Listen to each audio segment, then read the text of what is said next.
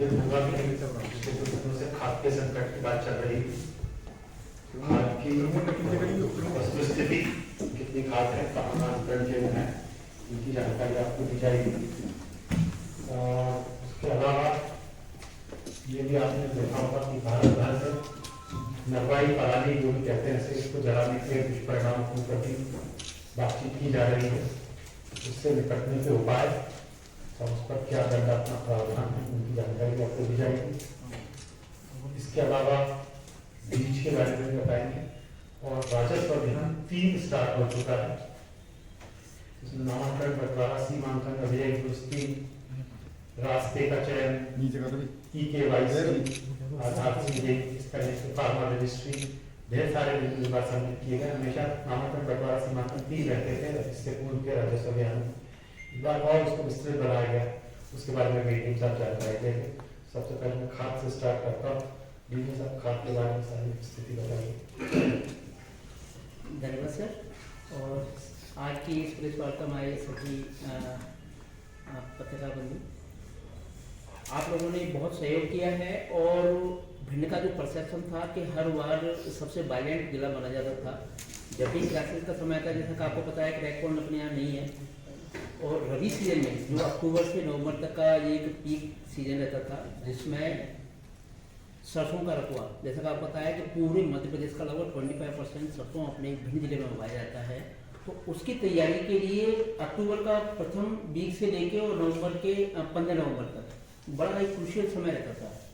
2 lakh hectare सरसों के लिए जो जमीनी की तैयार करने के लिए फॉस्फेटिक उर्वरक यूरिया की क्लासेस पहले भी की गई, कभी नहीं रही है कि यूरिया 25% बेसल डोज में दिया जाता है और फॉस्फेटिक और पोटास जिसका फुल जो मतलब वैज्ञानिक पद्धति का दर पर दिया जाता है वो कब दिया जाता है, शुरुआत में जमीनी की तैयारी करते। उसका बहुत स्मूथली बहुत अच्छे तरीके से मैसेज भी अच्छा गया कि अब की बार बहुत अच्छा वितरण में पारदर्शिता रखी गई। कलेक्टर साहब ने इतनी मेहनत करके हर एक शाम को समीक्षा की जाती, जो भी आता था रेक पॉइंट से उसकी जानकारी दी गई और सभी प्राइवेटों की एक पाबंद किया जाता है। जो पीओएस में स्टॉक आएगा उनको हम निर्धारित जगह की गई वहाँ करवाएगा।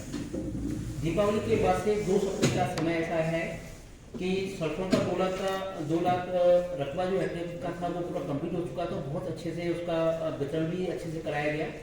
गेहूं का रकबा सेकंड मुख्य फसल है जो 1.25 लाख अबकी बार क्या हुआ, अतिवृष्टि की वजह से सरसों का रकबा थोड़ा सा कम हुआ 10 से 15% और गेहूं का अनुमानित है कि थोड़ा 15 से 20% रकबा बढ़ रहा है। तो इसमें भी फॉस्फेटिक उर्वरक की जैसे सबको बताया गया डीएपी है, डाइअमोनियम फॉस्फेट और टीएसपी भी है, इसमें एनपीके भी आता है। ये सब पूर्ति करते हैं एनपीके यानी कि फॉस्फेटिक उर्वरक और पोटास की। एक अभी सर के प्रयासों से लगभग करंट में कल ही हमें 2 रेक प्राप्त हुई है, एक डबरा से एक यहाँ से। तो टोटल फॉस्फेटिक उर्वरक का अभी उपलब्धता अपने पास है 2500 मैट्रिक टन। इसमें अपने पास 5 डेवलप केंद्र हैं। इसमें पीओएस की मात्रा टोटल 9 नगद विक्रय केंद्र अपने बढ़े हैं कलेक्टर साहब के आदेश से। यहाँ 3 नगद विक्रय केंद्र पुरानी कृषि उपज मंडी में रखे गए हैं, 2 अपनी कृषि उपज मंडी मैगांव में है, 2 राइस मिल गोवद में है, 1 लार में है, 1 दबों में। जिले का हर एक कोने में नगद विक्रय केंद्र उनके लिए बनाए गए थे जो छोटे फार्मर हैं और सहकारी समितियों में पंजीकृत नहीं है, डिफाल्टर भी हैं कुछ सहकारी समितियों में। तो इनकी व्यवस्था करने के लिए सर ने अलग पीओएस केंद्र बनाए गए थे। 10 एक्स्ट्रा हमने और रखी हुई है कि आवश्यकता पड़ेगी उसके अनुसार, तो हम ऐसी ही और व्यवस्था करेंगे। तो इसमें सहयोग की आवश्यकता क्या है, टोकन वितरण के लिए हमने पारदर्शिता क्या किया है, एक छोटा सा परिवर्तन किया है कि जो किसान आधार कार्ड और ऋण पुस्तिका उसमें ब्लड रिलेशन होना चाहिए। कई बार कहते हैं कि हाँ मैंने कुछ संज्ञान में एक सबसे देख रहे हैं कि कुछ इनकी ना आधार है ना कुछ है और इस तरीके से कुछ सोर्स ऑफ वाटर होता है। तो उसके लिए थोड़ी सी एक पहचान के लिए हमने किया है, इनके पास ऋण पुस्तिका और आधार कार्ड होगा उनको ही टोकन दिए जाएंगे और स्मूथली उनको जमीन के रखे हुए आधार कार्ड वितरण किया जाएगा। मुख्य वजह क्या रही सर डीएपी खाद की जो शहर में करनी थी वितरण केंद्रों पर जो बड़ी संख्या में लोग उपजे, मुख्य वजह हमारे लिए 2 ही फर्टिलाइजर थे, फॉस्फेटिक और यूरिया नाइट्रोजन है ना जी। फॉस्फेटिक फर्टिलाइजर में आते हैं डीएपी, एनपीके और टीएसपी सर। अपन जो बात करेंगे फॉस्फेटिक और यूरिया। डीएपी तो कोई स्क्राइब भी नहीं है कि डीएपी ही डालना है। ये सब पूर्ति करते हैं किसकी? फॉस्फेट। कोई एक बोरी में काम चल जाता है, कोई 3 बोरी में काम चलता है, लेकिन सिर्फ भी फॉस्फेट की पूर्ति करते हैं। अब बताइए। आपको पता है कि डीएपी के एक टैरिफ में चलन चला रहा था कि फॉस्फेटिक उर्वरक में सिर्फ एक ही नाम में जानते हैं, वो डीएपी होता है। सब लोगों को साइंटिफिक पता नहीं कि उसमें कंटेंट क्या है। 18% नाइट्रोजन और 40% फास्फोरस। एनपीके में भी डिफरेंट कंटेंट में, लेकिन पोटास की पूर्ति बहुत ही आवश्यक है फसल के लिए। जो नेशनल बोर्ड बढ़ाता है उसको जानते नहीं थे। इस बार किसानों को कन्वेंस भी किया और आप लोगों का इसमें बहुत बड़ा योगदान रहा कि भाई इसका अल्टरनेट एनपीके भी है और टीएसपी भी। टीएसपी में ट्रिपल सुपर फॉस्फेट, यानी कि उसमें भी फास्फोरस 40% है और डी में भी 40% है। सिमिलरिटी है, रेट डीएपी का ज्यादा है, इनका उससे कमी है। तो मुझे लग रहा है कि फॉस्फेटिक पूर्ति करने के लिए केवल डीएपी नहीं, उसके अल्टरनेट भी है और बहुत उपयोग किया है, तो किसानों का उसका रिजल्ट भी अच्छा आ रहा है। डीएपी केवल दलहनी फसलों के लिए होता है।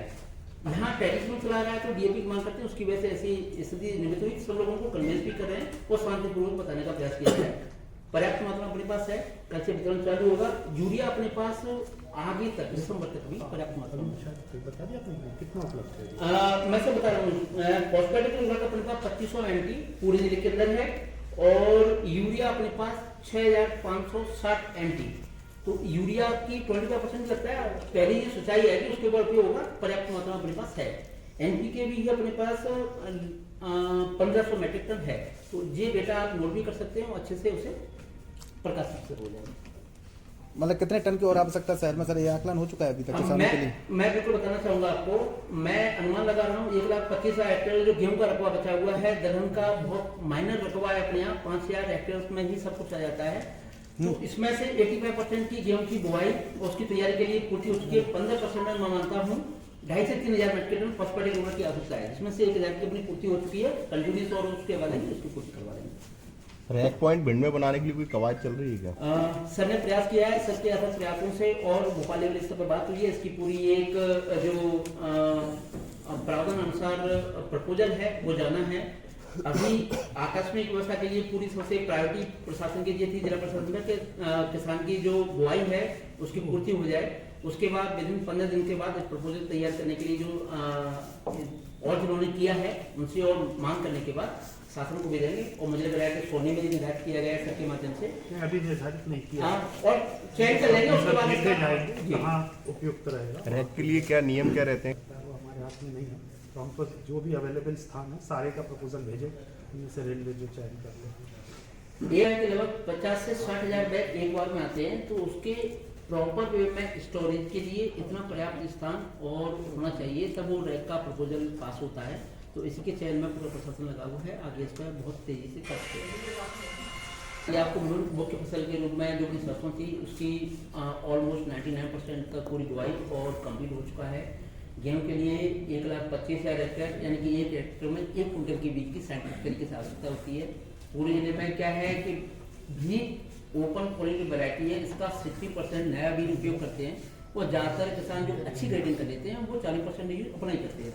इसके लिए पर्याप्त मात्रा में जैसे आपने देखा होगा प्राइवेट में विभागीय योजनाओं में 2,000 मेट्रिक टन 2,000 कुंटल 200 मेट्रिक टन मानेंगे आप उसे, तो विभागीय योजनाओं में जो अनुदान पर दिया जाता है वो है, बाकी बीज की कोई कमी है नहीं। सर केवल अर्बन की बात कर रहे हैं या फिर मतलब पूरे जिले की बात? सर भिंड में अनुमानित बता रहा हूँ लगभग 15 से 20 के बीच में। इसमें सब क्रियाशील है। क्रियाशील का लाइसेंस तो कोई अपना ऑनलाइन आवेदन करता है और उनका लाइसेंस बन जाता है।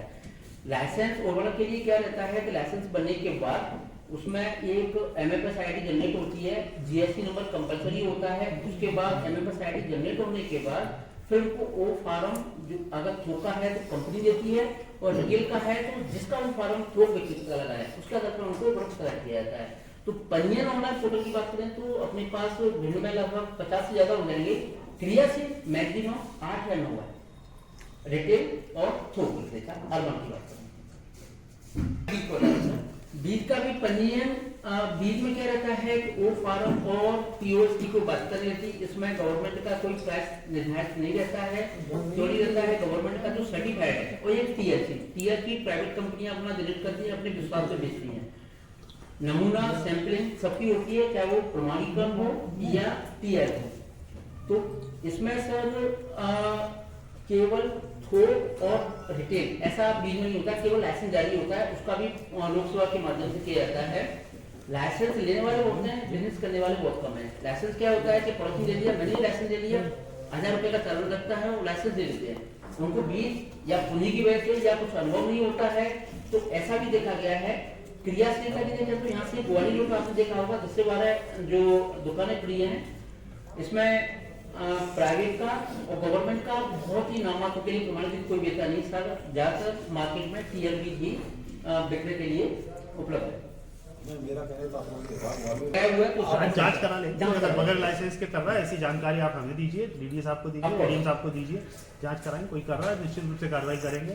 अमानक बीज या कोई ऐसा जिसके ऊपर जिम्मेदारी बाद में ना डाली जा सके। देखिए हमारा बीज विक्रेता यदि लाइसेंस शुदा है, उसका बीज गड़बड़ निकलता है, उसका क्या कंकरेंट प्रॉपर नहीं होता है, तो हम कुछ क्लेम कर सकते हैं। और अनलाइसेंस से ले लिया वो कर जाएगा, हमारे यहाँ से तो लेके ही नहीं गए। तो ऐसे कोई भी है उनकी जानकारी दीजिए, सब पर जांच कराई जाएगी, कार्रवाई की जाएगी। और सर मैं आपके माध्यम से हर बार देता हूँ फर्टिलाइजर का सर के जो सोशल मीडिया वो हैंडलर है उससे ही माध्यम जाता है। फर्टिलाइजर का जो अनुदान दर है उसका भी रेट हम इसलिए प्रकाशित करते हैं, जितनी जागरूकता बढ़ेगी किसान उसका सवाल करेगा। मैं हर बार हर एक प्रेस वार्ता मतलब प्रेस में जो भी प्रेस विज्ञप्ति जाती है उसमें यही बोलता हूँ कि किसी भी दुकान से खरीदता है उसका बिल उससे जरूर प्राप्त करें, जितने का लिया है बिल से क्या रहेगा। बाय द वे उसने आज सीड की सोइंग की और 4 महीने बाद उसका रिजल्ट आने वाला है। बाय द वे कोई बात होती है, अगर उसको एफआईआर में जाएगी तो वो जाके कानूनन हम साबित नहीं कर पाएंगे हमने लिया, वो बदल जाएगा मेरे साथ नहीं लिया। उसका कोई सबूत चाहिए और उसका सबसे बड़ा माध्यम है कि उससे वो बिल प्राप्त जरूर करे। बिल प्राप्त होगा तो उस पर कानूनी प्रक्रिया में शासन की ही मदद होती है। हर बार मैं बोलता हूँ, हर बार मैं पेपर में भी देता हूँ और आपके माध्यम से ये कह रहा हूँ कि कोई भी किसान, ये किसानों से अपील भी है साथ आपके माध्यम से कि कोई भी किसान है एक छोटी सी चाहे वो मेडिसिन खरीदे, बीज खरीदे या फर्टिलाइजर खरीदे, उसका पक्का बिल दुकानदार से अवश्य मांग करे। अगर उसके पास लाइसेंस नहीं होगा वो पक्का बिल नहीं दे पाएगा। आज बात कर रहे हैं कि एक लाइन से दुकान खुली उनको लाइसेंस नहीं है। सिंगल के साथ मुझे बताइए जो ऐसा काम कर रहा है कि जिसके पास लाइसेंस नहीं वो विक्रय कर रहा है, कलेक्टर के माध्यम से बीज के लाइसेंस प्राप्त विक्रेता, खाद के लाइसेंस प्राप्त विक्रेता, क्रियाशील अक्रियाशील छोड़ दीजिए, पूरी सूची उनकी सूची सबको सर मैं आपको बताऊंगा। सभी को ही दे देना। शासन ने एक हैप्पी सीडर और एक सुपर सीडर 2 मशीनें हैं। आप करिए ना व्यवस्था भाई, आप क्यों दामाद बन के खड़े हुए? इसमें 4 चीज इम्प्लांट है एक ही मशीन में। इसकी कीमत है 2,70,000 से 3,30,000 तक। इस पर सरकार की तरफ से ऑनलाइन आवेदन करेंगे तो आपको 1 लाख रुपए अनुदान दिया जाएगा। दोनों के फायदे क्या है कि जैसे धान कटी उसमें पराली रह जाती है तो क्या करते हैं ज्यादातर किसान उस पर उसे जला देते हैं। जलाने के दुष्परिणाम तो होते हैं वो बात मैं बता रहा हूँ। मशीन के क्या फायदे हैं, मशीन में एक ही मशीन से खाद और बीज दोनों की सोइंग एक साथ होती है।